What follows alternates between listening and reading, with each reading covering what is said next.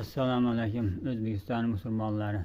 Ana bugun sizlarni Qurbon hayiti, Qo'shaloq bayramlari, juma ayyomi bilan va O'zbekistonimizning chempionatiga chiqqanligi bilan sizlarni tabriklayman. O'zbekiston xalqimiz bu minglari erishtirib qo'shaloq bo'lib Alloh taolo ham minglari bertirgani uchun bizlarga shuningni sharoitlari yaratib bergani, buning uchun bizlarga shuning hurmatga sazovor, shu ishlarni sababchisi bo'lgan hurmatli prezidentimizni bizlarga berganini shukr qiling o'rtoqlar.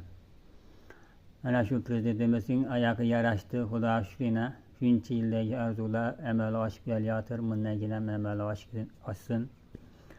Shu xalqimiz tinch amon, og'zibirchilikda shu O'zbekistonimizda qo'llab-quvvatlab, og'ir yengilimizni birgalikda shu prezidentimiz yanida turib birgalikda kamchiliklarimizni to'ldirib yurish nasib etsin. Shu prezidentimiz yanında bo'laylik. Ko'p g'iybat gaplarga ishonmanglar o'rtoqlar. Yurtimiz teshigini qarang. Bundan bo'lib turgan chempionatda chiqib turibdi futbolchilarimiz.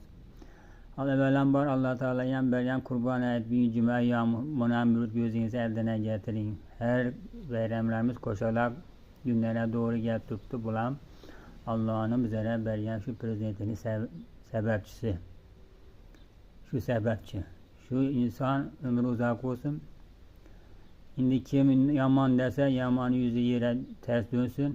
Shuning uchun qo'llab-quvvatlab og'zibirchilik qiladi. O'zbekistonimizni dunyo tanishi uchun hamjihat bo'ladi o'rtoqlar.